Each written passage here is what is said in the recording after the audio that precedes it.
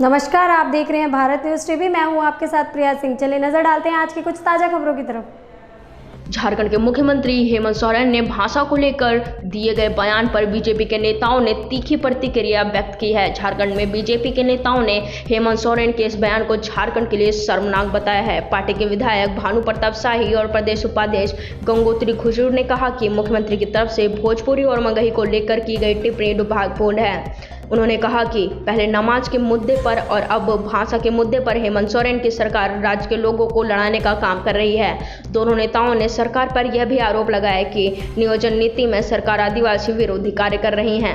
जो झारखंड के माननीय मुख्यमंत्री जी, उन्होंने भाषा पर जो टिप्पणी किया है और आज ये कहते हुए बहुत ही मन में पीड़ा होती है कि आज हिंदी दिवस है और इस हिंदी दिवस के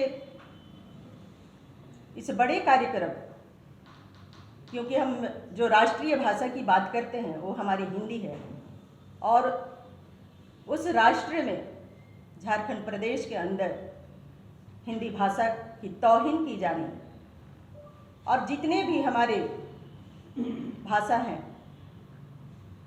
उनके बारे में एक गलत भाषा का प्रयोग, जो एक तरह से कहें कि असंवैधानिक भाषा का प्रयोग होता है, ऐसे में हम सभी उस ये से, क्योंकि हमारी जो जनता है बहु क्षेत्रों में उस भाषा का प्रयोग होता है और ऐसे में हम उनके साथ, वो हमारी जनता भी मर्माहत है और उनके साथ हम सदैव उनके साथ खड़े हैं।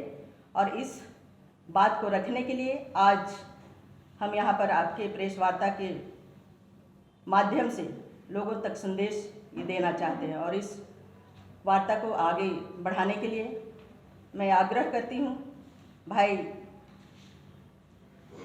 श्री भानु प्रताप शाही जी से कि वार्ता को आगे बढ़ाएं।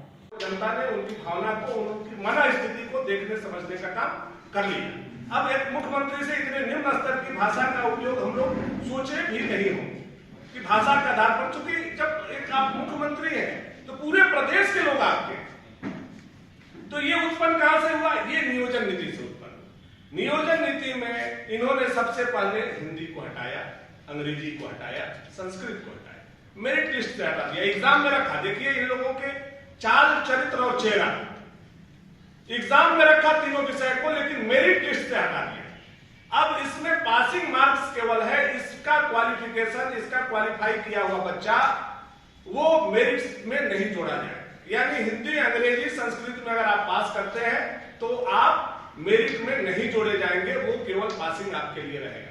तो हिंदी वाले स्वाभाविक रूप से, इंग्लिश वाले स्वाभाविक रूप से छट जाए। कहां के लोग जुड़ेंगे?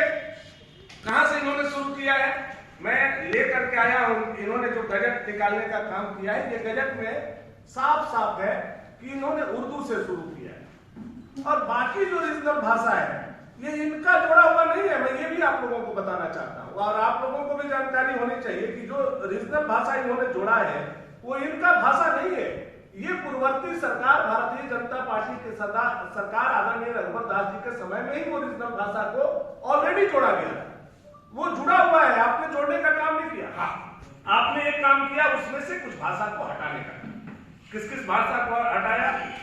भोजपुरी, मगही, मैथिली और अंगिका, 4 भाषा को इन्होंने रीजनल लैंग्वेज से हटाने का काम किया।